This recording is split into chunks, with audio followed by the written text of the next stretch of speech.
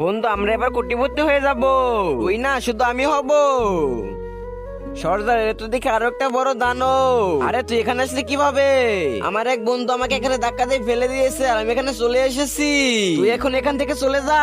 চলে যাবো এখান থেকে, কিন্তু আমি তো সাঁতার পারি না। তোমরা এক কাজ করো, আমাকে নৌকা বানিয়ে দাও। নৌকা তো তোমাকে দিয়ে দিব, তার আগে আমাদের একটু সাহায্য করো। এমন সাহায্য? আমাদের সাথে চলো। হা হা হা, এবার তোদের দুজনকে আমি খাবো। ওই তো একটা দানব, ওই দানব আমাদের সব লোকদের খেয়ে ফেলতেছে। ওই দানবটাকে মেরে আমাদের বাঁচিয়ে দাও। ওকে আমি মারতেছি, তোমরা আমার জন্য নৌকা বানাও। তোর বন্ধুকে আমাদের কিছু করতে পারবে না।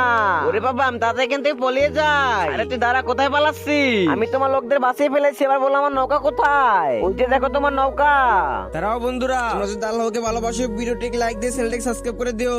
আর যারা লাইক সাবস্ক্রাইব করবে না, আমি বুঝে নিব তারা আল্লাহকে ভালোই বাসে না। আর কমেন্ট আই লাভ ইউ আল্লাহ লিখে যেও।